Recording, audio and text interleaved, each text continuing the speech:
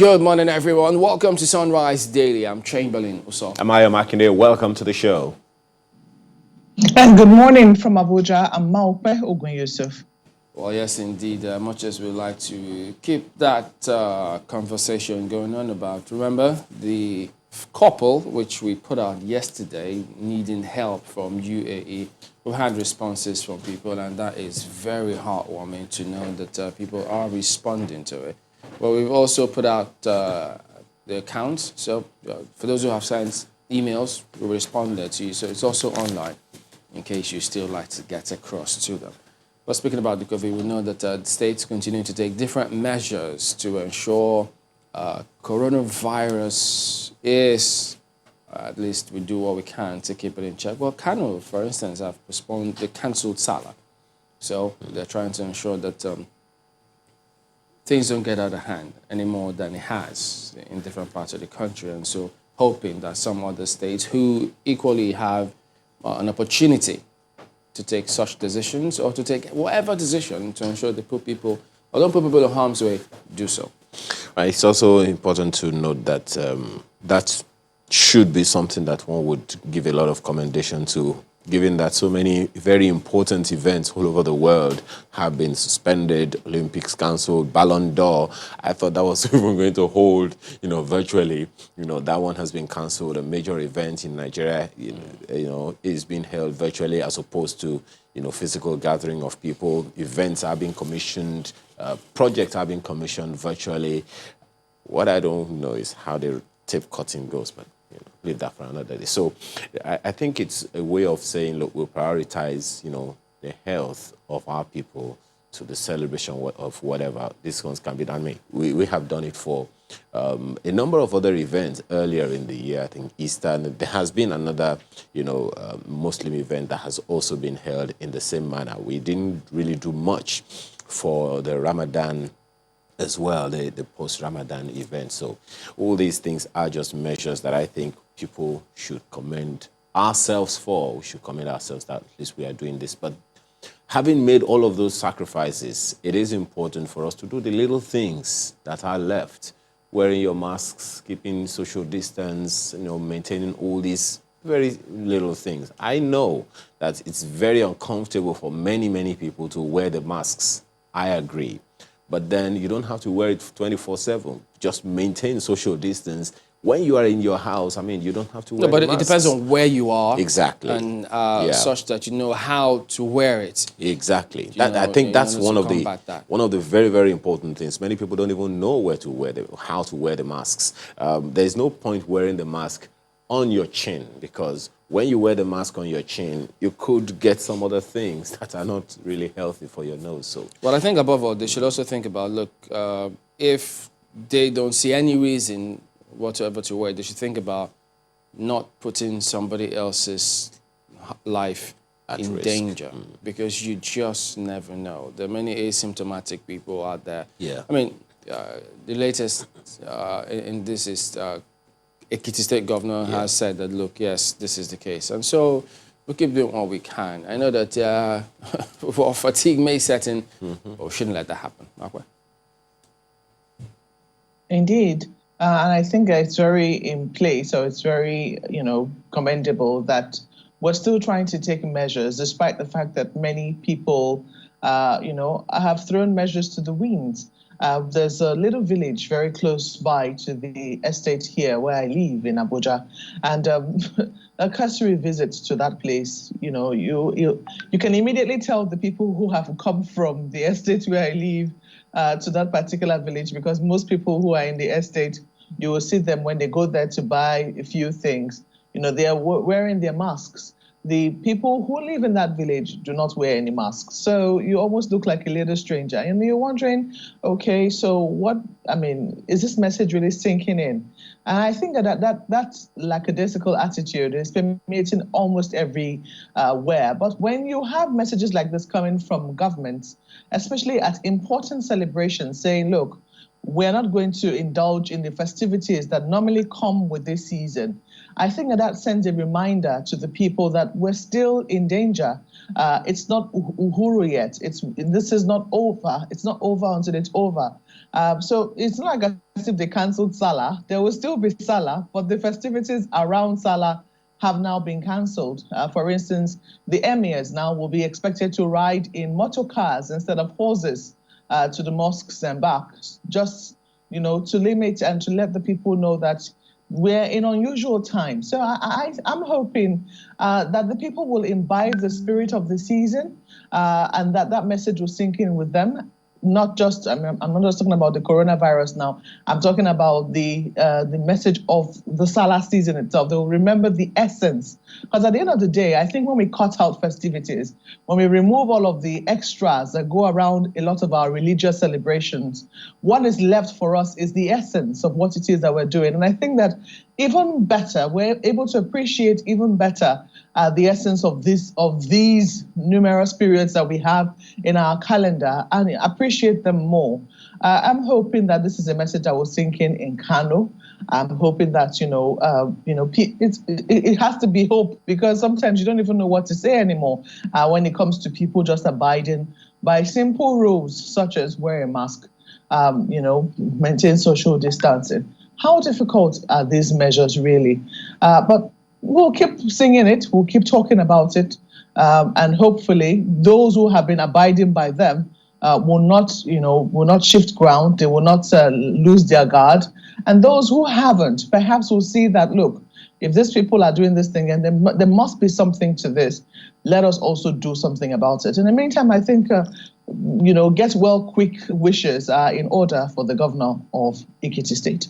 Gentlemen. And pardon me when I mentioned Salah, one image came to my mind. Mohamed Salah was angry with him last night, so just for a bit. Anyway, so maybe that's why I just... Perhaps the people you should be angry with are some of the people we heard reports that they breached security protocols at the airports. Well, I can't be angry all the time. I just had to. In this life that we live in, sometimes you have to find some time to, take a moment off, laugh, rejoice, be happy, spend time with people. Your anger should last for only a moment in time. And so, so my anger lasted for a moment in time from Mohamed Salah last night while he was on the lighter note, that is, because, well, eventually, good one for Liverpool. But let's get to this. There are emails coming through. We see Ralph. Ralph sends this one saying, good morning, guys. It says, please, I'd like to bring to your notice... I go again. Please, I'd like to bring to your attention for investigation about this long-time practice in most of our FMCs about claims of non-availability of reagents for lab tests incessantly, especially when it involves NHIS patients. Please, this needs urgent attention to help the helpless Nigerians. That's from Ralph. Thank you, Ralph. And this one is from a foundation who wants to make a donation. It's interested in donating some funds towards the couple and their newborn. Well, Christopher Ojo sent this in. Thank you. I believe that we have already responded to you on that. Okay. And this one is from Mustafa Sulaiman, who says, I'm absolutely in agreement with the submissions of Mr. Shehu Mahdi, who was a guest we had yesterday, the activist whom we had in our Abuja studios. He says, going forward, I think there is a need for our leaders to live up to their responsibilities. And if they cannot, they should honorably resign and allow competent hands to come into play. That's from Mustafa Sulaiman, writing from Lagos. Well, Ruth, we also see this email that you sent to us about you wanting to reach out to the family that we did talk about yesterday. But there you go. Tijani Adigun Shakiru, that is, we'll send that to you, and you can go ahead and respond. So, thank you all, and you can keep them coming through. So we'll go ahead and take you through what the dailies have got today. Aviation security officer at Abuja Airport says, fan, our man didn't slap any airport worker. DSS counters.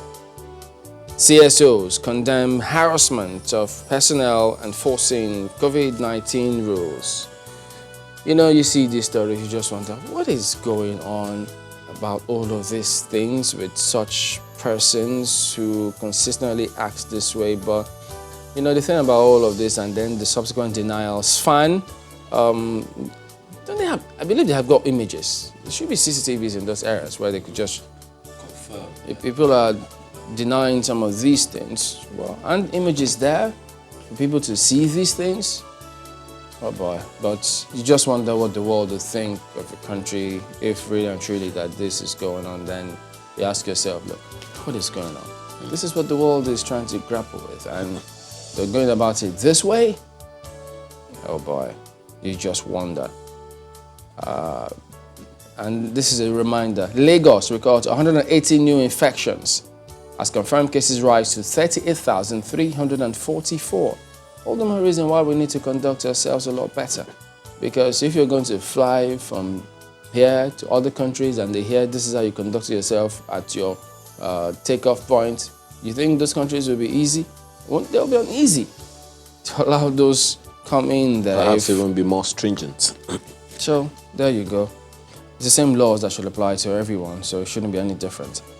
NAS resolution on service chiefs. Lawyers split over Buhari's refusal to accept decision. So you see that there. Shiites hold protest. Members of the Islamic Movement of Nigeria, IMN, also known as Shiites, during what they called a one-year remembrance protest in memory of their members who, they said, died during a protest a year ago in Abuja yesterday. Turns out that there have been images circulating about this one, and goodness me, those images, not good to see, but sometimes you just wonder, if it's a peaceful protest, why did the police have to respond in that manner? So it's, sometimes you just wonder what really is going on. Why do these things go on this way? So, well, there'll be more searchlight on what transpired there as it were moving forward. Let's get to the back page of Vanguard today. Messi robbed of his 7th Ballon d'Or. Ronaldo missed out on top 3. Whoa, so what? He was destined to get it? They think? Okay. Amadike wants the Seaman not to go to Liverpool. Napoli is right place for his definite consecration. What does that mean? Liverpool are champions.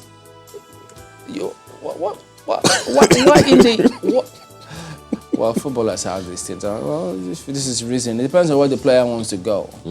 So if you think the managers. And the managers of the player. Yeah, if they think that it's where he wants to, it's up to him. I mean, times have changed in the world of football. So, look, a lot of things happen these days. But, yeah, so, and then Liverpool-Chelsea, what a thriller. And Liverpool lifting that is also very, very interesting. So, there you go. That's Vanguard this morning.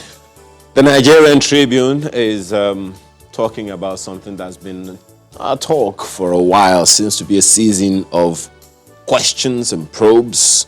Power sector spending 13 years after. Reps question $11 billion withdrawn from excess crude account. $11 billion. Wow. That's... anyway, the story is on page 2. And Senate to review power contracts to save $1.2 billion fine from foreign reserve. That story is on page 2.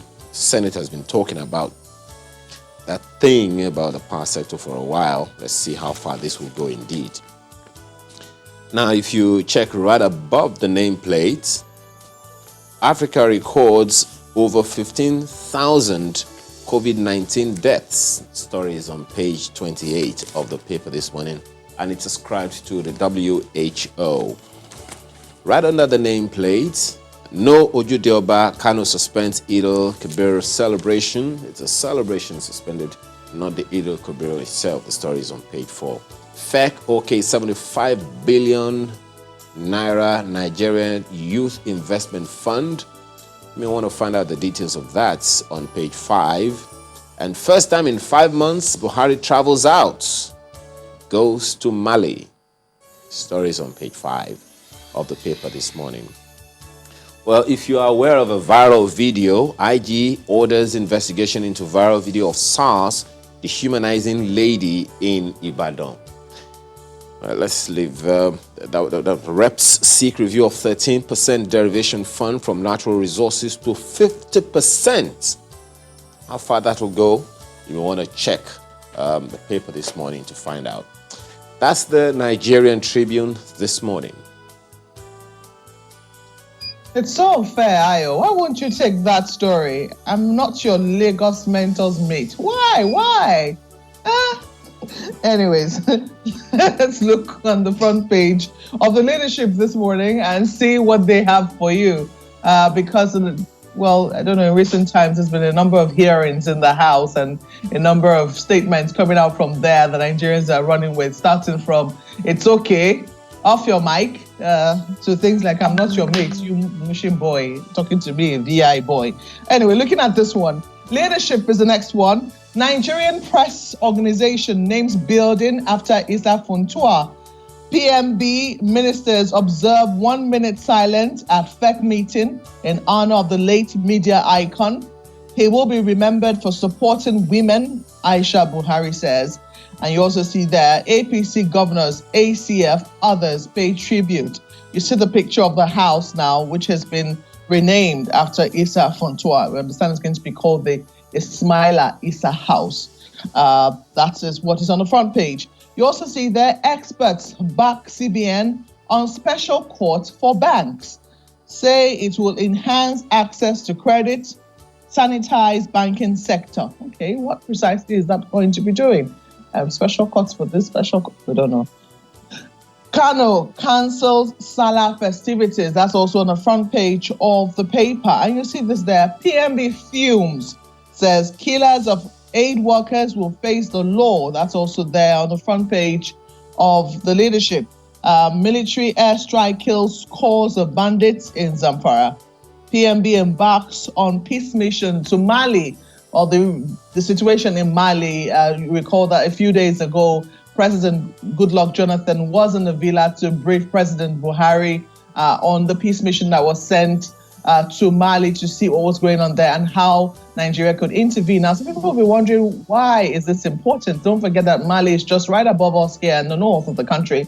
And if there's any unrest there, it could adversely affect Nigeria, especially when you start seeing refugees pouring into the country. We still have, wars of our own that we're trying to quench in-house. So that definitely could be a potential security situation which we have to try and quell immediately. Now, looking at other stories you see here on the front page of the leadership, electoral law, 5,000 signed petition to stop recess for lawmakers. Why? You don't want it to go on break? Well, I don't know. You might want to see that story somewhere in the paper. We understand what they're supposed to go on recess. Is it today or thereabouts? Reps begin debate on 50% derivation amid NDDC probe. So a lot of probes going on. They say, it was interesting that at that probe, at that hearing, the chairman was very, very quick to say, what is going on here is not a probe. We're not probing anybody. And I was wondering, please, sir, what exactly is a probe? What exactly are you people doing? I don't get it. Gentlemen, did you get it? Did you get the same feeling I got? Well, I got when they gave an ultimatum eventually, 48 hours. And I wonder how many hours left now do we have on this one and see what's going to happen. But look at this. The Guardian is next. Construction costs rise on Forex imbalance logistics. 2.8 trillion naira spent yearly on imported inputs. Experts blame Forex fluctuation, low local input, unclear procurement process for heavy construction costs. It goes on. You could go ahead and check that out. And then Khan knocks FG on Kaduna killings, accuses presidency of complicity, fact twisting. And then some politics as well. Race for 2023 tears PDP apart in Cross River State. So there you go. They're already doing what they can about that. But they equally have this tucked in right here. More VIPs violate safety, security protocols at airports. So it's up to fun now on the aviation authorities to put their foot down, concerning all of this on. What are you going to do about that? That seems to be the question with these actions. So are they doing it because they can? There you go. And what's the guarantee that, other members of society won't think? But if you let those ones go, why are you coming down hard on anybody else who may be thinking about such things? Who knows? 20 feet dead as tanker explodes on Benin Sapele Highway. Unfortunate to honor that again. But that'll be the Guardian today. The Daily Trust newspaper leads with state rehabilitation centers in ruins. Says inmates abandoned by parents in Taraba. Erosion threatens Enugu Center. Lack of facilities aids drug addiction in Kaduna. Katsina donates center for NDLEA. And parents, governments not fair to those with special needs. That's according to a psychologist. Find out the details of this one. Of course, some pictures there to confirm the story. The story continues on page 5 of the paper this morning. Right under the nameplate, one of 3 stories. Fish shortage looms as farmers battle survival. That is definitely something you want to give some attention to. Stories on page 22. And Nigeria's debt to hit 33 trillion naira as FG plans fresh 4.28 trillion naira loan. Story is on page 4. That's the Daily Trust today. And if you're looking at Daily Times, you see there, as COVID spreads, Sirica warns VIPs at airports.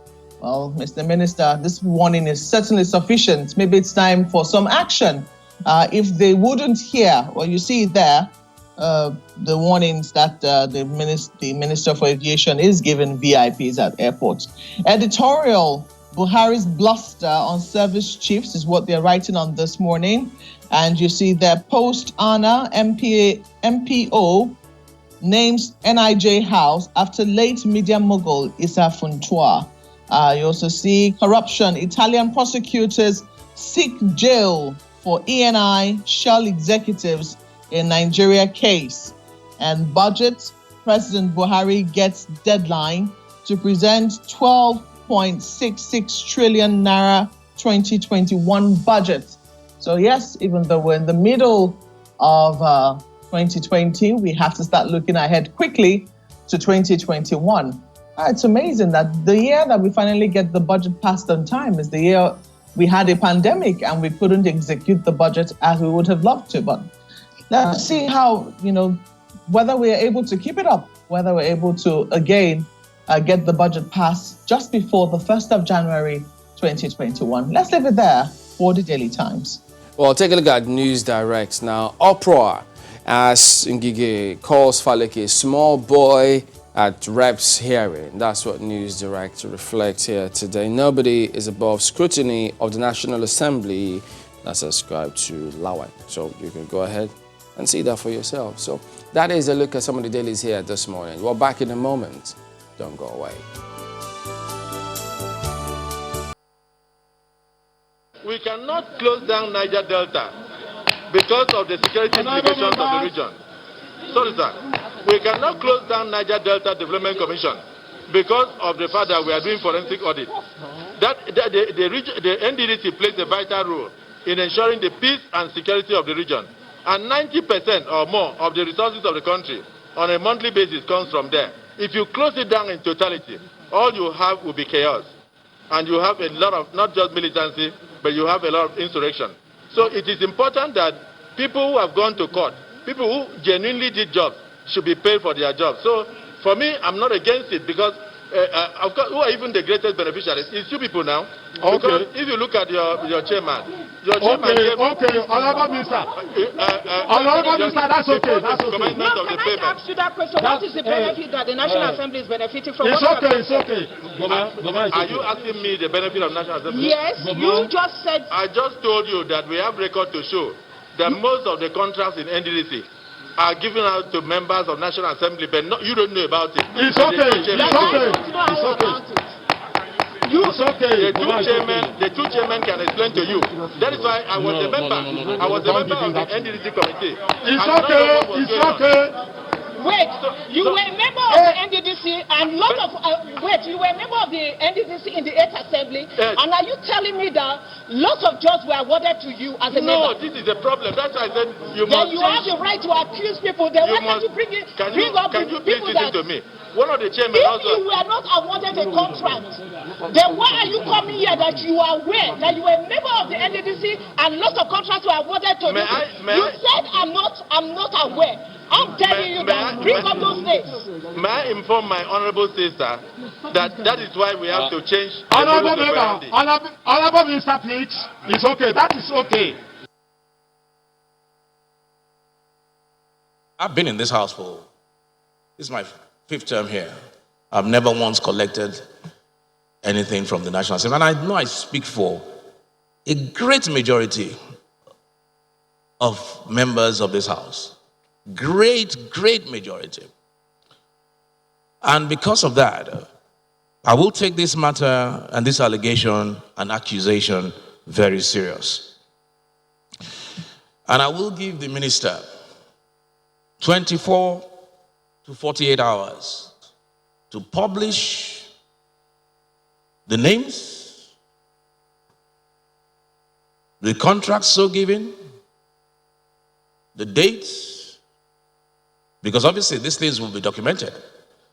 Unveil the companies of the 60% projects that were given to members of the National Assembly.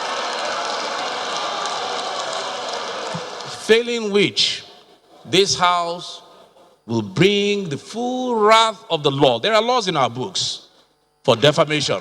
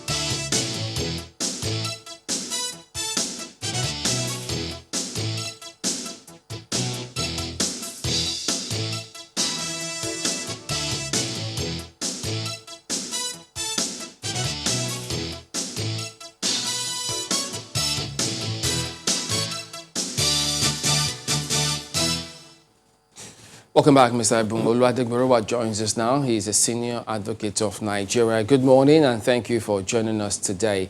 Well, good morning. Thank you for having me. All right. Concerning that NDDC probe, wherein the speaker eventually did give the minister that notice, but there are questions as to the essence of this probe, given that the president had ordered an forensic audit, the provisions of the law are there. NATI is there, several reports, Auditor General's report about some of these things. And so one wonders, is the essence of this probe, do you get a sense in terms of why this is going on and if it's going to correct whatever anomalies that may have been set out? How does this all appear to you? Well, thank you very much. Good morning. I'd like to commend the president for instituting the forensic audit into the affairs of the Niger Delta Development Commission. with the purpose of unraveling the massive corruption that has been going on in that agency for years. I think that generally it is also part of the anti-corruption campaign of the current regime. As what is going on in the NDDC, it's going on in all other agencies, MDAs. And so to that extent, I think it's just normal that what we're seeing now is part of the campaign of the president, that he was going to deal with corruption in all aspects of our national life. But if you ask me my own sense of or perspective concerning the developments going on within the NDDC generally, I think that I suspect an attempt to divert attention from the abysmal neglect of the Niger Delta region generally, in order to give the impression that the region is not developed because of the issue of corruption, or because the people who are in charge of the affairs of the NDDC should be held responsible for the poverty, for the neglect, for the environmental degradation and total annihilation of the environmental landscape of the Niger Delta. So to that extent, I want to appeal that we do not allow ourselves to be distracted by the probe that is going on within the NDDC. The president has the responsibility to see that probe to its logical conclusion and to prosecute all those who are involved in any looting or corruption, as he's doing in other agencies. But my own general understanding is that the responsibility for developing the Niger Delta lies with the Federal Republic of Nigeria. NDDC was not created to develop the Niger Delta. It's an interventionist agency just to fill some gaps. The responsibility for developing the Niger Delta lies with the Federal Republic of Nigeria, who is taking our oil. The responsibility of developing our cities, of protecting us, of restoring the landscape and the environment of the Niger Delta lies with the Federal Republic of Nigeria. So to that extent, I also want to appeal to the president, because for the past 5 years, if you check the national budget, nothing is allocated for the specific restoration of the ozone areas in the Niger Delta. Nothing is specifically allocated for the development of the East-West Road, which is been under construction for close to 10 years. So what I'm saying is that I support the president for the probe. It should go the normal hog. Those who are found guilty should be prosecuted. But I want to say, with all due respect, if you check the relevant sections of the Niger Delta Development Commission Establishment Act, the box stops at the table of the president. Under Section 2 of the NDDC Act, the president is to constitute the board of the NDDC. Under Section 12 of the NDDC Act, the president is to appoint the managing director of the NDDC. So whether it's Akpabio, Senator Goswill Akpabio, whether it's Professor Ponde, whether it's Dr. Cairo Jugbo, everybody should be held accountable for their own act. But at the end of the day, it's the president that the act recognizes. There's no name of Akpabio under the NDDC Act. There's no name of Ojugbo under the NDDC Act, or Professor Pondi, or even members of the National Assembly who are said to have cornered all the contract. The box stops at the decks of the president. So we, the people of Nigeria, hold the president responsible for what is going on within the NDDC. And I'm glad that the president has taken the bold steps to institute a forensic audit. But that audit should go the normal hog. That should not be a distraction from the responsibility towards developing the Niger Delta. And I say this, Chamberlain, for two reasons. The president bears two burdens. He bears a moral burden. He bears a legal burden. The moral burden he shares with the Federal Republic of Nigeria is that you take the resources of the people from them, 100%. Nothing is left. You take the oil and then you use it to develop the entire federation. So there is a moral responsibility to ensure that if you take the source of livelihood of a people, you have a moral responsibility to restore them, to develop them. Then the president also bears a legal burden, which he shares with the Federal Republic of Nigeria. Under the exclusive legislative list of the Constitution of the Federal Republic of Nigeria, production of oil, resources, they are within the exclusive preserve of the federal government. So the Niger Delta states, the Niger Delta people are left to the fate of the federal government of Nigeria in terms of development. And I say this, that when we developed Abuja, there was no need to blame anybody. There's Federal Capital Development Authority. Corruption is going on within that agency, but it does not stop the development of Abuja. Neither did it stop the development of Lagos or Enugu or other parts of Nigeria. So what I'm saying is that the kind of drama we are seeing in the National Assembly in the course of this probe should not be a reason for us to accept the neglect and poverty that is going on within the Niger Delta. The president should do his own duty under the law to ensure that there's development. Okay, but yes, the law recognizes him. The NDDC Act also recognizes him. Section 7 as well talked about when they're carrying out their functions, they need to also defer to him. But when he then appoints persons or people to help carry out those functions in different positions, it could be the minister, the NDDC, all the other agencies, interventionists to also help carry that out. And then there are challenges, and then they don't deliver. There are those who believe that that makes it all the more difficult, not just for this president, but any presidents, because as those agencies are presently constituted, if whoever is appointed, if they keep going about things in ways that don't achieve their entire purposes, who knows? They just need to have an introspection as to how they carry out their duties. Do they have a point when they say that? They do, absolutely. Because the responsibility of the president is not to go and take over the management of the affairs of the NDDC. The law only expects him to appoint people as his representative in the commission. But since 2015, when this particular government took over the reins of affairs of Nigeria, there has never been any compliance with the NDDC Act in terms of inauguration of a proper board recognized under the Act. You will recall that for the first period, a single sole administrator was appointed to oversee the affairs of the NDDC. A single person, a lady was appointed as a sole administrator of an agency controlling several billions of naira. After that, a board was supposed to have been inaugurated. That board was dissolved. And then interim committee was set up. So we're talking about close to 5 years of non-compliance with the Act establishing the NDDC. And since it's the president that has the responsibility for taking these decisions, the first thing is to ensure compliance with the Act, to ensure that there is a proper board. The Act does not recognize interim management committee.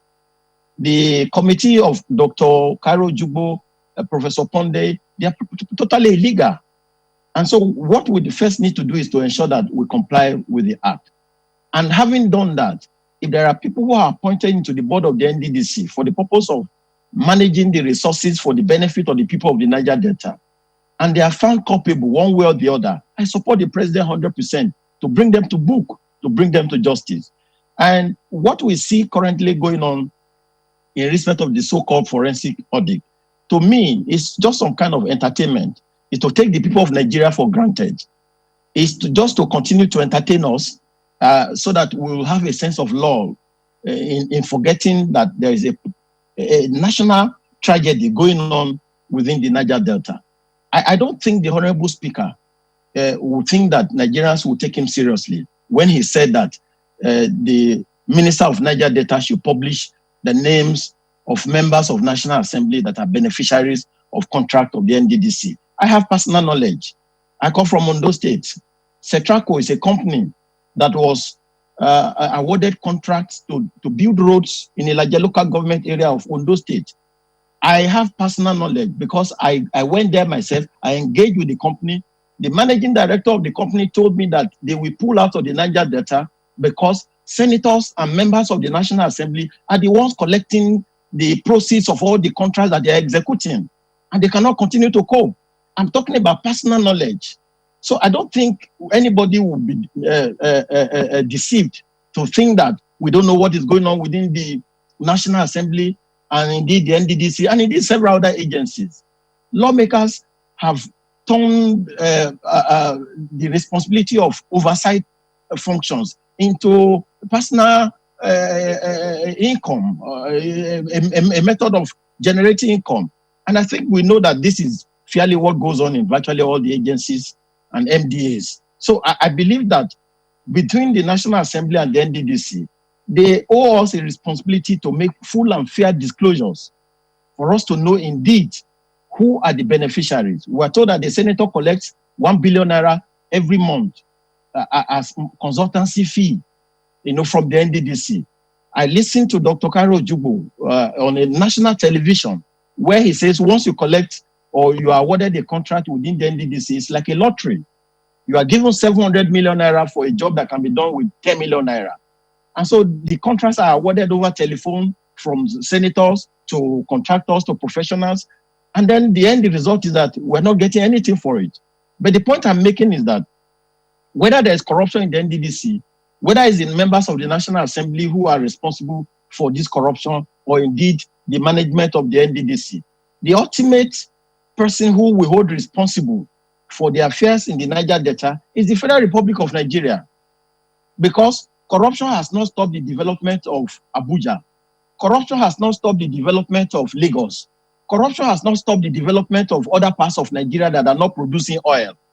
And so that cannot be a reason why we don't have power supply in Warri, why there's no functional airport in Ondo State. Well, that cannot be a reason why the coastal regions of Ondo, Edo are being washed up by sea incursion every day, and there's no rescue program being done by the federal government. It is not NDDC that is taking our resources. One moment. It is the federal government.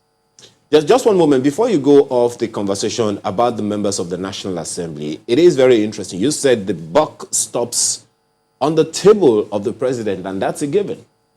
I'm just wondering, what then is the role of the Senate committee on the NDDC or House committee on the NDDC for their oversight functions if the buck stops at the desk of Mr. President and there is nothing these committees can do about it? You also referenced the fact that these activities have been going on for years, and we have been having Senate committees and House of Reps committees for years. So if the buck stops at the table, where does this place the responsibility?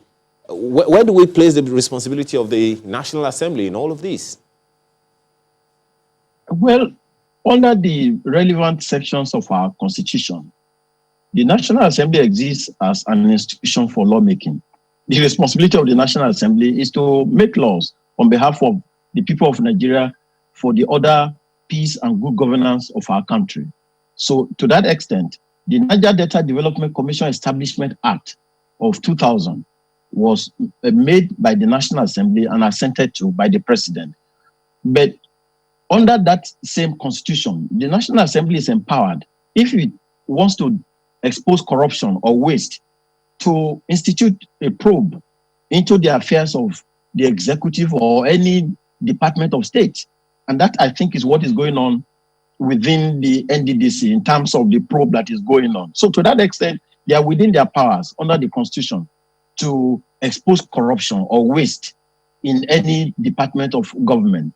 But the point I'm making is this: either between the executive and the legislature, their responsibility ultimately is to impact upon the area that is under focus, which is the Niger Delta. And I'm saying that this probe, so-called, as it were, a forensic audit, the former managing director, Mrs. Joy Nunes, said there is no forensic audit going on, that we're just being deceived. And I tend to believe her. So there seems to be some kind of conspiracy between the National Assembly and the Niger Delta Development Commission and the presidency to fool us. Because if no probe is going on, so why are you instituting any, if no forensic audit is going on rather, what is the business of instituting any probe into a forensic audit? The National Assembly should probe NDDC.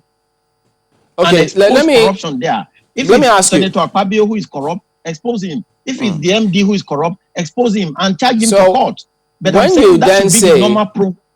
Pardon me. When you then say that Senator Akpabio should not, perhaps the speaker doesn't expect people to take him seriously, it is, how should people then respond to this? I mean, Senator Akpabio, for instance, because it's a huge and important thing that needs to be addressed if it's happening. Because if they are denying and Mr. Akpabio has been given that ultimatum, what should be done about this case? Because if it's not properly addressed, it just might keep happening. So should he go ahead and publish the names of contractors who have collected contracts over the years, either before this ninth assembly or not? Or what should the response be? Thank you very much. I watched yesterday on Channels Television a replay of the scenario that happened between Dr. Aroma Ote and the National Assembly Committee on the Security and Exchange Commission. And exactly the same scenario. She pointedly accused members of that particular panel of seeking to take over her responsibility by through corruptive means. And that was not denied sufficiently, as it were, you know. So what I'm saying is that between you and I, whether as journalists or lawyers, activists, and the general people of Nigeria, we know that indeed the National Assembly is deeply involved in several allegations of corruption going on in the several MD, not just NDDC, actually all MDAs. And I don't think I want to bother myself to join the deceptive game between Senator Godswill Akpabio and the Honorable Speaker of the House of Representatives. The response should be that the President, having seen this monumental corruption that is going on within the NDDC and indeed the entire country, should institute a judicial commission of inquiry into the affairs of the NDDC and that of the National Assembly. And then once there is finding and anybody is indicted, they should be tried. But I'm saying that we can't continue to entertain ourselves every day in terms of exposing corruption and waste. If that will lead to some kind of making us forget that there's a responsibility to develop the Niger Delta. And that is my major concern, that I believe that there's a conspiracy to give the impression that the development of the Niger Delta is not going on because there's corruption within the NDDC. NDDC it has no responsibility at all for the development of the Niger Delta. It's just an interventionist agency. What is the budget of the NDDC compared to what is required to be done in the coastline areas? Just one moment, Mr. Oluwadegurua. If we look at, you said, and of course everyone would agree with you that indeed the NDDC is an interventionist agency, but then if the interventions had been effective, if the interventions had gone on as they ought, perhaps the gaps for the rest of the gaps, the other gaps for the development of the Niger Delta would have been a little more obvious. However, you have also spoken about a judicial panel of inquiry as being necessary, maybe perhaps over and above all of the probes that we are getting. But then some may also ask, what's the essence of another probe or another judicial panel of inquiry if we have had reports and documents that have indicted agencies such as the NDDC and nothing has been done about it? For instance, Chamberlain referenced the other time the Auditor General's report. Over the years, these allegations have gone on. It would seem then that such reports and probes over the years have no teeth. So where do we go from here? No, I think that I just must make the point that we do not trust politicians to embark upon any exercise of probing corruption. Because as you have seen in various other exercises that have been undertaken by politicians, they have a way of settling the matters and then they will dull our memory. I'm sure before the end of this week or next week, there will be another drama that will take away the NDDC from our mind. It used to be EFCC and the Attorney General in the past 2 weeks or so. So suddenly you get another from NDDC that has taken the EFCC team to the background. Something will happen again next week that will also overshadow the NDDC crisis, and we'll begin with that again to be debating. So the point I'm making is this. It's a government of drama. It's for us to insist that we will not be part of that drama. Let's get professionals to do their work. If people are indicted, and then they be charged. If it's the speaker who collects contract from NDDC, let him be charged to court. If it's Senator Godswill Akpabio who has mismanaged the affairs of the NDDC, or Professor Pondi, or Karo Jugbo, or Joy Nunez, they be charged to court. There are several laws in our land that deals with that. But I'm talking about administration and management. I don't want us to be part of this drama, to think that because of the exposures we see on television every day, and then that has stopped us from demanding for development. So I insist that professionals should be allowed to do the audit. Whether you want to appoint KPMG, you want to appoint some lawyers or retired judges. On that, Mr. Adeboruwa, on that one that you have just mentioned, the Auditor General's report is usually signed off by the Auditor General, who is a civil servant, a career civil servant, and PricewaterhouseCoopers is the one that comprises this report, that compiles this report from all the agencies. So they are not politicians. Question then is, who is supposed to give teeth to the Auditor General's report? It's the president. The executive has the responsibility to implement policies.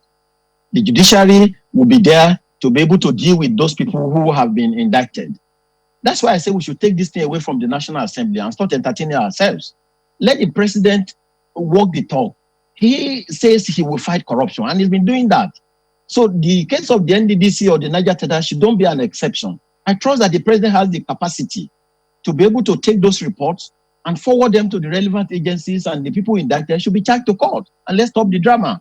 And after the drama is over, then we continue with demanding for development for the areas that have been neglected over the years. That is the point that I'm making. And I accept what you have said, that the report of the Auditor General should be taken by the president and forwarded to the Office of the Attorney General, to the EFCC, to the ICPC, and let the charges be going on.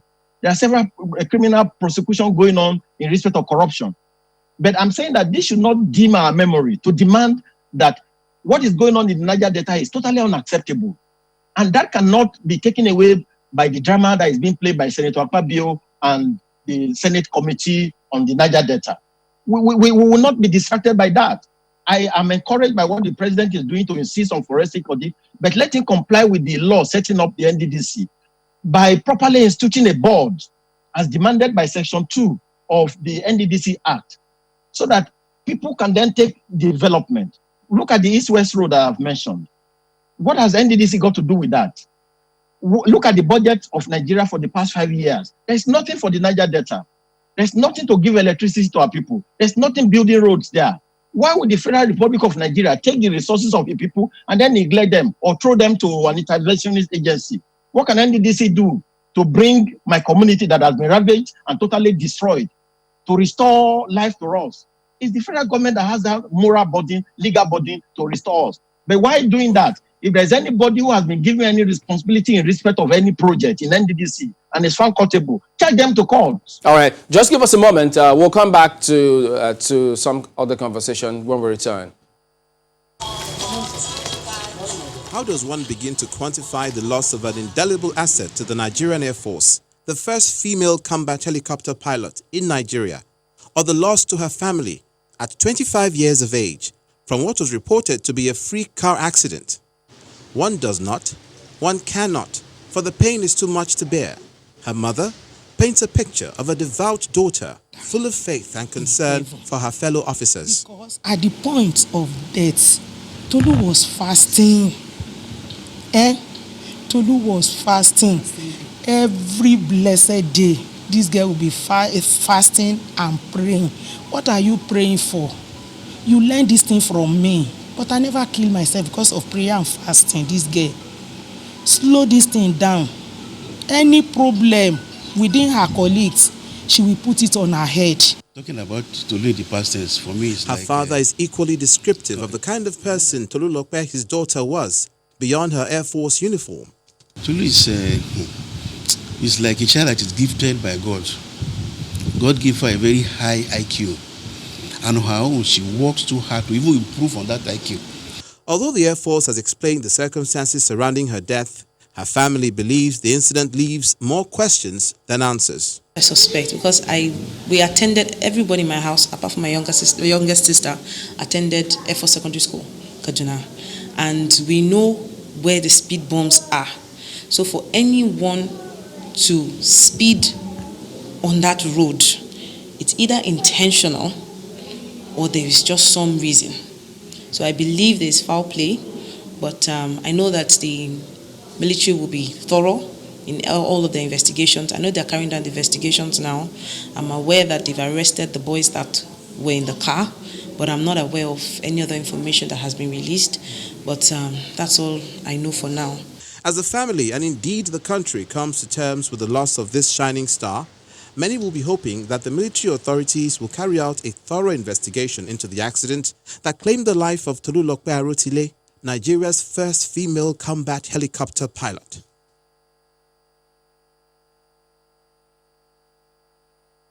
In line with the normal procedure of the Nigerian Air Force, during such occurrences, an investigation was instituted to formally determine the circumstances of the incident. Accordingly, the preliminary investigation has revealed the following details. Firstly, the death of Flying Officer Arotile was caused by blunt force trauma to the head and significant bleeding resulting from being struck by the vehicle.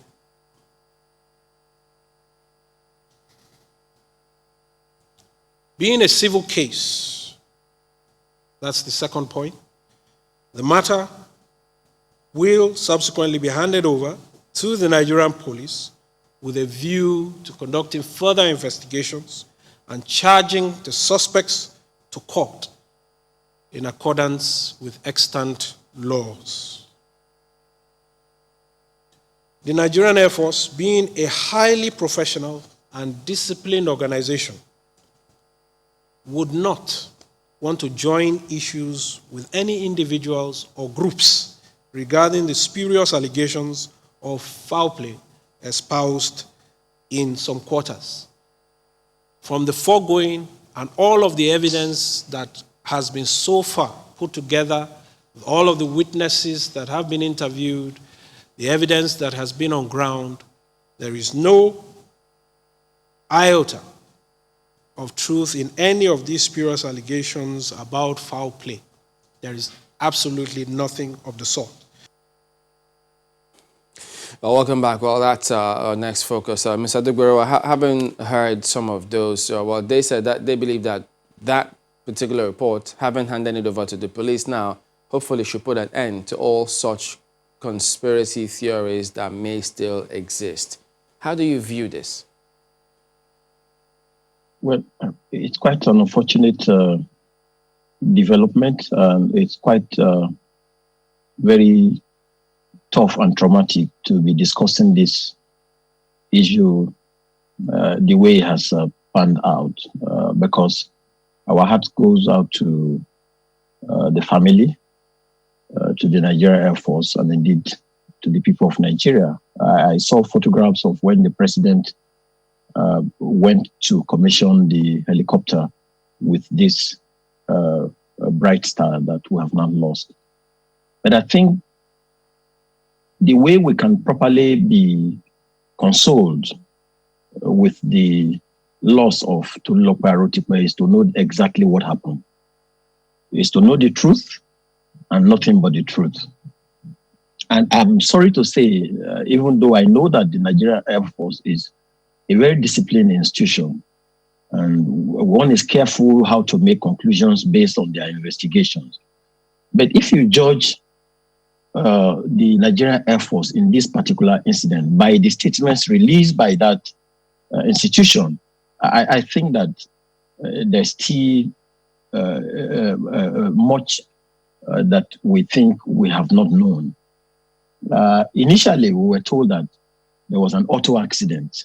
That was the first press statement that came from Nigerian Air Force. So when you say there was an auto accident, I mean, maybe our impression was that maybe the lady was driving and ran into a ditch, or she ran into a stationary car. It's something that suggests that it was a fault on her part. So we demanded for more explanation and for more details. And then secondly, we were then told that a secondary school mate who was excited and reversing knocked her down. And we said, what is the meaning of this? From auto accident to reversing and knocking down. So it was then that everybody then became worried that it seems that there's more that we need to know that the Air Force is not coming out with. And that was what made us to raise the questions to the Air Force to say, give us the identity of the people reversing and the scenario until the Air Force came out with its final report on Sunday. And I'm saying with all due respect, the story we are told is this. There was a classmate of Tolulope who was driving. He recognized her. He reversed his car. And then in the course of reversing, he knocked her down. Chamberlain, the story says that the car was driving in the opposite direction. People who have been to the base says that it's a control zone. You don't just enter there and start speeding. Even from the video you played, the sister says, I went to secondary school in that base and there are bumps all over the road that don't allow you to, engage in overspeeding. So if somebody is driving in the opposite direction and recognizes a classmate, I take it that the car will have to stop first for him to engage the reverse. And then the person who has been recognized will be walking towards him. So if Tolulope is walking towards the car and the car is reversing towards her, is it that she's walking deliberately to be knocked down? And she's not blind, she's not deaf to be able to escape. And then the car that is reversing, leaving his own lane, the cars are coming behind it. What happens to them? And then it leaves his own lane to go to the opposite direction. What about the cars in the opposite direction? How was it that it was just that is that particular target that the person was able to run down and knock her down? So we begin to raise questions to say it doesn't add up at all. I'm not questioning the integrity of the Nigerian Air Force as an institution with all due respect, but I'm going by the report released by the NAV, saying that there are a lot of gaps that are not covered there.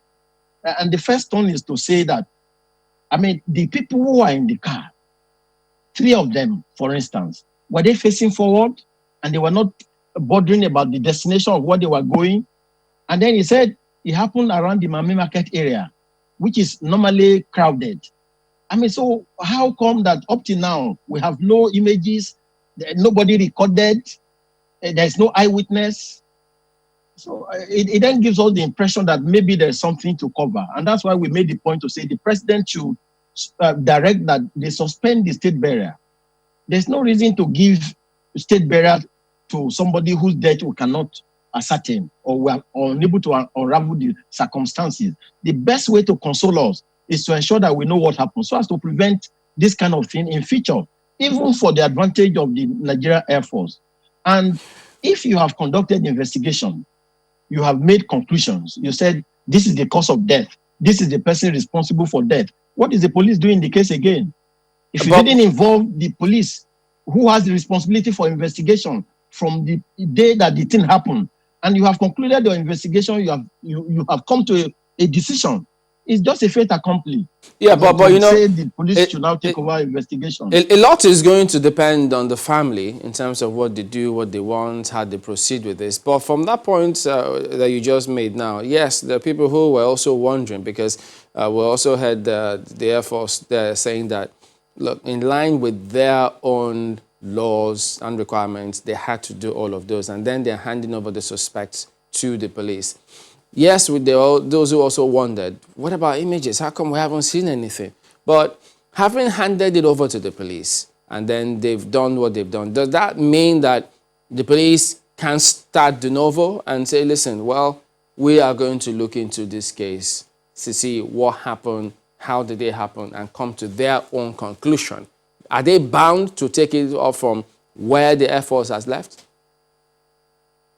No, I think that the police as an institution can do its own job independently of what the Air Force has done.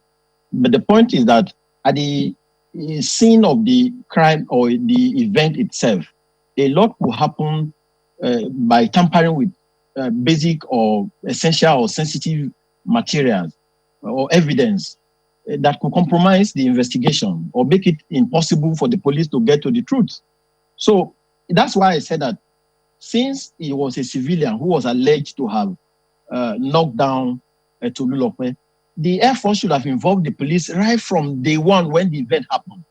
So the act of conducting investigation by itself would seem to want to go to the extent of ensuring that the initial statement they release is justified. And that's why we are querying the way and manner in which the investigation was conducted. I mean, for instance, the report that was released on Sunday says that the Federal Road Safety Commission was involved in sketching and conducting the investigation. Kimberly, what is FRSC doing in the barrack? The Federal Road Safety Commission is normally on the express. And if you could involve a civilian agency such as the FRSC, what stops you from involving the police at the initial stage? And that's the question we're asking. And that's why everybody is thinking that there's something that we're not understanding. And people have conducted some investigation to say the plate number of the car does not exist. And people have conducted investigation to say the age of the person who is said to have knocked down Tolulope Arotile, there's a disparity. He's said to be 36 years old, while the lady is 24. So how can they be classmates? With all due respect. And if they were classmates, it means that the person attended Air Force Secondary School, because Tolulope attended Air Force Secondary School in Kaduna there. So it's not a difficult thing to be able to match, because the Air Force should have the record of those who attended his own secondary school. So, and those facts are being withheld. The only thing we are told is the knocking down. The essential ingredients of justifying the integrity of the statement release is being withheld. And that's why we think that there is more, in respect of what the Air Force has done in respect of this matter. So, and with all due respect, I do not... Yeah, do we expect the police to have a briefing, talk to Nigerians? Have you received this report from the Air Force? What did you receive? What are you going to do with it? Where are we at this point in time? Because sometimes when we ask them this question, they tell you, look, they don't want to jeopardize investigation, so that's why they don't brief. Can we live with that? No. It's beyond that now, because the Nigerian Air Force has thrown the matter into the public domain. In terms of the first statement, the second statement, and then the investigation report. So it is the Air Force that has made the matter to become a public. I mean, I didn't know Arotile, with all due respect, before now.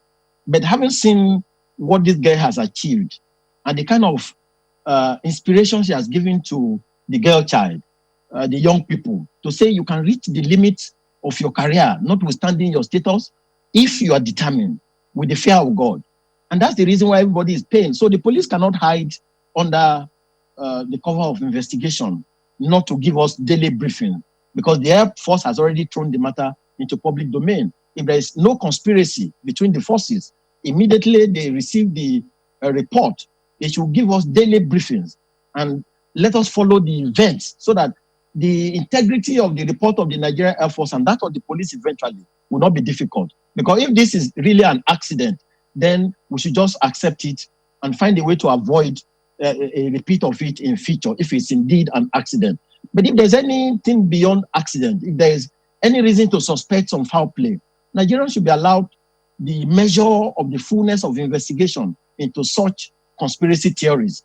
And if it is dispelled, it should be dispelled properly in such a way that we can lay the matter to rest. So I don't think that it's now the responsibility of state burial, because I understand that there will be a burial today. Because once the person has been buried, the tendency is to say, look, why don't you let sleeping dogs lie? So I think that the best way we can honor Tolulope and her memory is to ensure that nothing is covered at all. If indeed this is a deliberate murder, or that is something that happened that we don't know, it shouldn't be covered up at all. Just one thing you referenced about the interagency collaboration. How much of that are you hoping for in this investigation, given what we know, the historical trajectory of such, rivalry or the kind of relationships that happen between security agencies, the police and the Air Force this time around? What kind of collaboration, what kind of cooperation are you expecting? Do you think the Air Force will be able to allow itself to be investigated, you know, as far as this matter is concerned, by the police?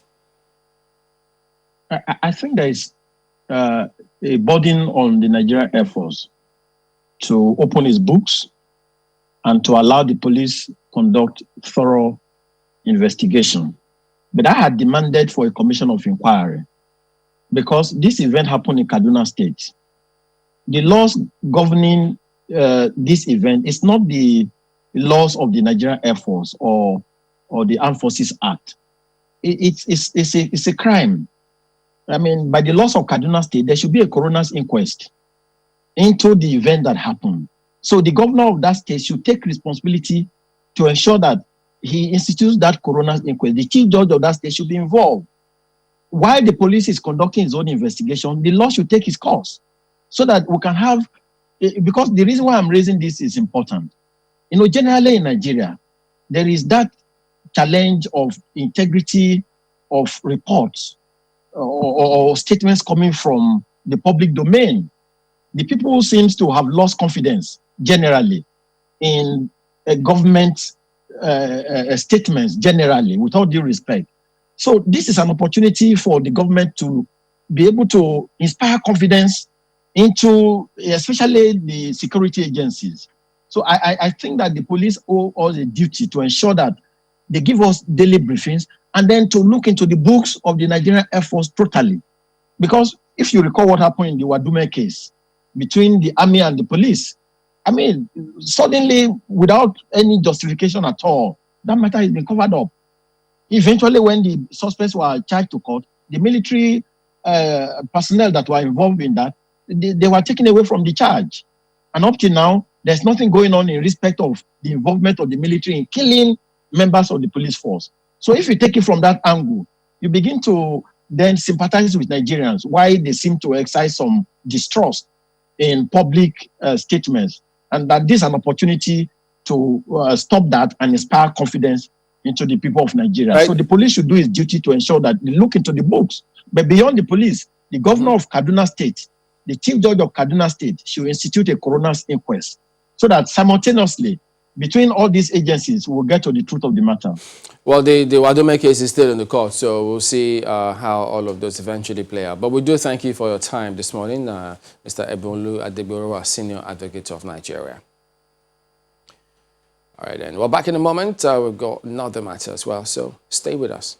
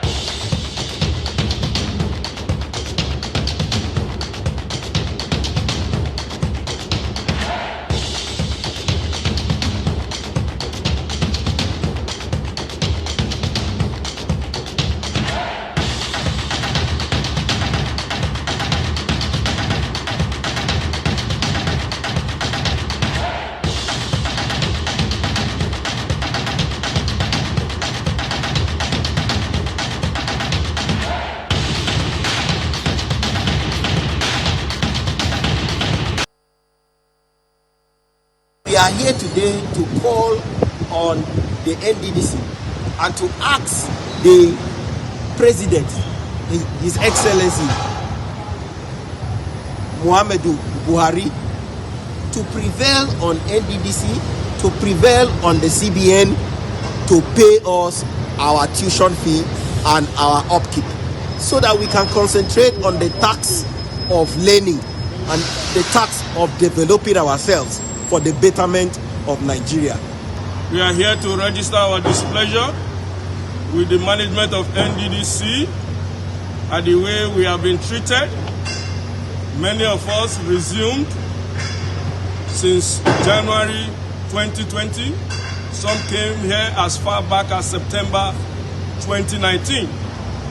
we have been here without our school fees and our upkeep. Several attempts have been made to reach out to the management of NDDC, but they have failed to respond. We are not interested in the politics that is going on. All we have come here for is to appeal to the President, President Muhammad Buhari, to prevail on the management of NDDC, to please do the needful.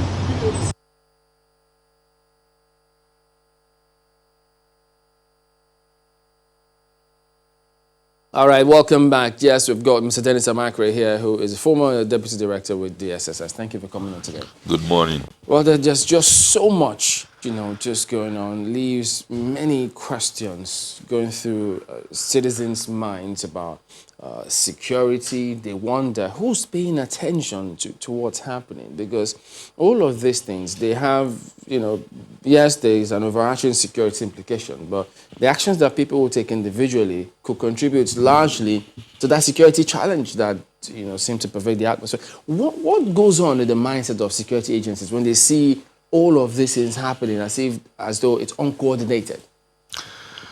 Well, we have a lot of security agencies in Nigeria, and from what is going on, I think a lot of them are worried. And I'm sure they put it in their reports that this is really going out of hand. But we're operating in a democracy where politicians feel that they are in charge, and then, of course, most of them feel they can do whatever they want to do. It's different. I remember I worked with this same president when he was head of state, and then there was no nonsense, zero tolerance for a lot of nonsense, and these kind of things will not happen. But today they're happening. Number one, I think the presidency is hamstrung, whereby he cannot really do the things that he really wants to do, and then of course the security agencies are like, what do we do now? Because they might even arrest somebody and then get a phone call. It's a very possibility. This is Nigeria. And these are the kinds of things that should bother everybody. We're not the only country practicing democracy in this world. So when they say this is Nigeria, one wonders, what does that mean? So are they saying that the processes that are there are set up in ways that they never will allow anyone, get results from what they do? The processes might not be allowed to function the way they're functioning. And then, of course, the institutions are not grounded. We don't have grounded institutions that will do what they are supposed to do, no matter whose ox is God, But here, there is a tendency for people to bend and, deal with things as it suits them. Let's see if we can go to specifics when we'll come back in just a moment. Stay with us. Speaking about processes and systems, now those positions, the offices, the institutions, they are people in some cases by professionals. So why is it then that certain things still can happen with all of the expertise that we have in those areas? Corruption. Because when you have a corrupted system, it becomes very, very difficult to even follow processes, because somebody will interject when you want to follow processes. And the institutions are not well grounded, so there is this possibility of maneuvering the system. So it's the major corruption issue that is bothering us. Otherwise, how can, when you want to talk of an institution that is an interventionist institution, somebody will re-intervene into that system and then take all the money out? Now, these are the problems. When you say that politicians don't take reports of security agencies seriously, yes, how did we get there? Because these are supposed to be professionals in their field who politicians cannot take those reports for granted. We can benchmark with other countries where the security agents early in the morning will come out and brief the president or prime minister. And it is that brief that he uses even when he goes to the press and speak to them, because of the brief from the security agencies. But here, we might have all kinds of interjection into the president. He is the largest reservoir and the largest receptor of information. Because he gets information from security agents, he gets from his friends, he gets from his wife, he gets from all kinds of people, schoolmates, and they all come there, and he has to make a decision. And that decision, if he sticks to the one with the security agents, it will be a proper one, because they are the only impartial guys. Is there others? If I could link it with this one, pardon me. Yeah. When you say they are the only impartial guide, look at the late Arotile's case, for instance. Yes. Now, there are questions as to what is in the public domain coming from the Air Force. So, isn't that part of the reason why people will then look at security reports a second time? You see, that is what some of the problems we have with security agents, where if that accident would have been investigated first before you rush to the press, then we will have the real facts. But when the situation or the event is not investigated, police do it a lot, where you arrest somebody, take him to the media, then start investigating. What's supposed to be the objective of that? I don't know. Maybe they want to show people that we are working, we are doing something, or this might be against our IYC leaders. Talking to them and saying, look, please, you guys should give this government a chance.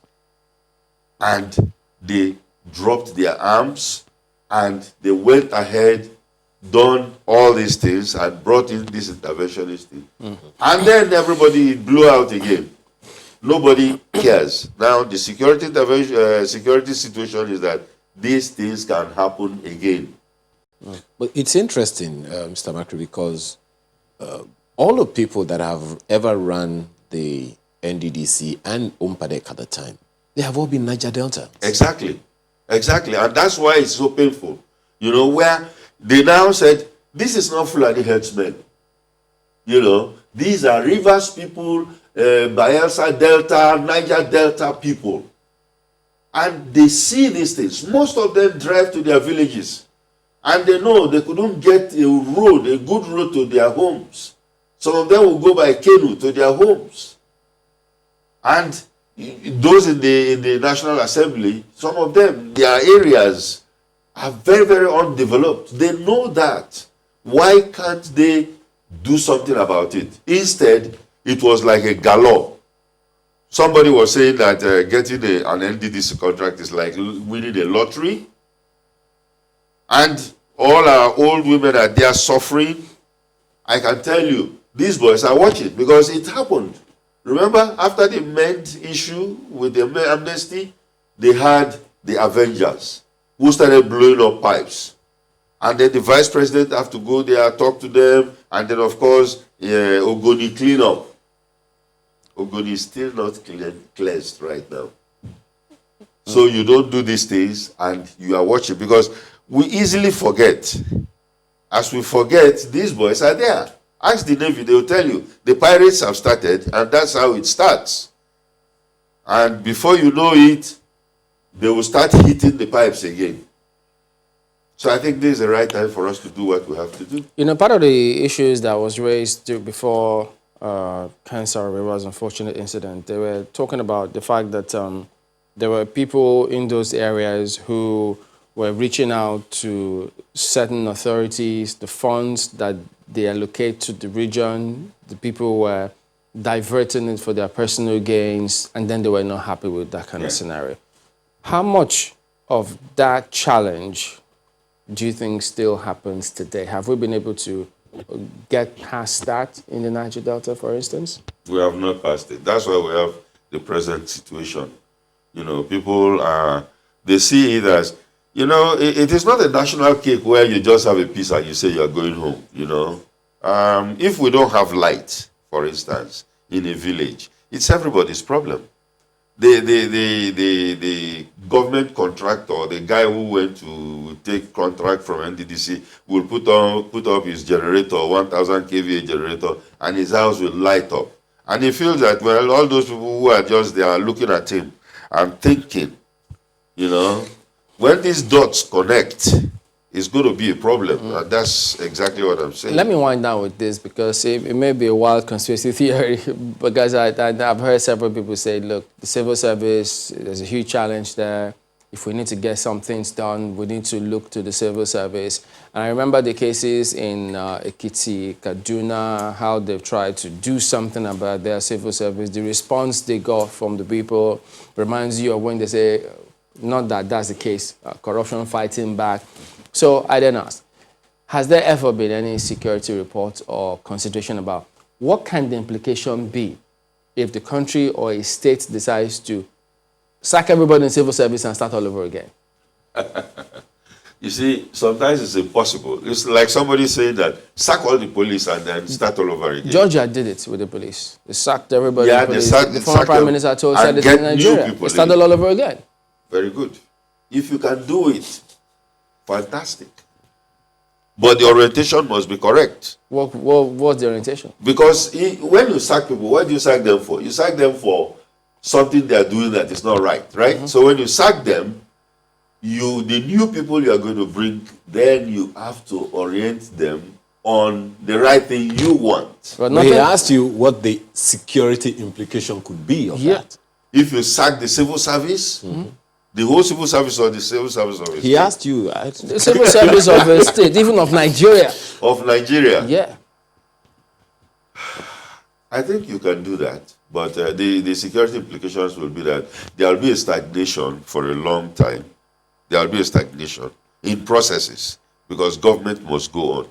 Okay? But make sure that the new idea that you want to introduce, the professional civil service that you are looking for, will happen. Because if you don't have a strong leader to push that you sack everybody and bring, and everybody will do it the same way they've been doing it before. Oh dear. So just asking about security implications, so don't judge anymore here. Not that we're asking that should happen. Just asking, really. But thank you for coming on this morning. Thank you for having me. Yeah, we'll be back in a moment. Stay with us. Welcome back. Let's take a look at some of the thoughts that you do have. We'll start off with this one from Idowu Bakare, who says, I feel pity for members of National Assembly.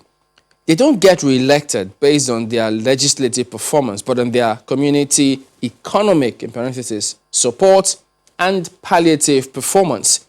It's very hard not to be attracted to avenues of making money than debating bills and motions. This is a lot more than food for thought. Biodun Ojalade says, let the Nigerian government and Nigeria Air Force name the Air Force base in Kaduna after Ms. Tolulope Arotile to immortalize her. Wow. Okay. And Ola Lawal, well, I don't think anyone can argue with the fact that something should be named after her so that, she's not forgotten in our history. But I don't know if it's going to be the Air Force base. Let us see. We never can tell. Ola Lawal says the blatant disrespect for bureaucracy and order has brought us here.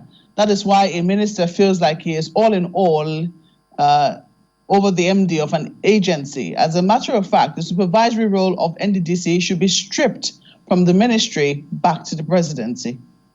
Well, Henry says designated no, sorry, too many movies in my head. Okay, I'll go again. Delegated responsibility does not derogate ultimate responsibility of the president, who the NDDC Act recognizes in that behalf. Non-implementation of the previous probe reports arms corrupt Nigerians to serially hurt the nation. Mr. President, take it back.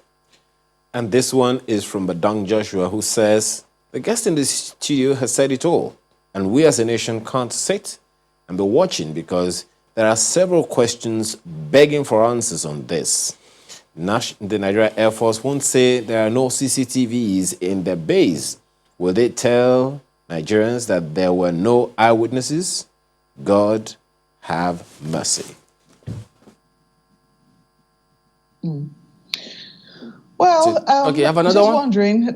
Yeah, go ahead. This last one, wondering, I think the Air Force has been watching the program this morning, and they, initially the spokesperson did say that they were not going to join issues with any individuals or any groups because they cannot see room for any foul play here. But it does look like there have been different interpretations to what the Air Force has been saying on the death of the flying officer. I think that they do owe, if there's been some misconceptions, I think it's very important to state that we'll also love to hear from them in terms of some of the questions that Nigerians have been asking, so that people can know that they have done their job as thoroughly and as professionally as they can in carrying out justice in the death of this young lady. Well, for a country with a population of 200 million people, I don't think anyone would expect questions not to be asked, I reckon. Well, that is the show today anyway. We thank you all for watching. We'll see you again here tomorrow. I'm Chamberlain Uso. And as you continue in your day, please do take responsibility. I'm Ayo Makede. Have a wonderful day. And I'm Maope Ogun Yusuf. Bye-bye.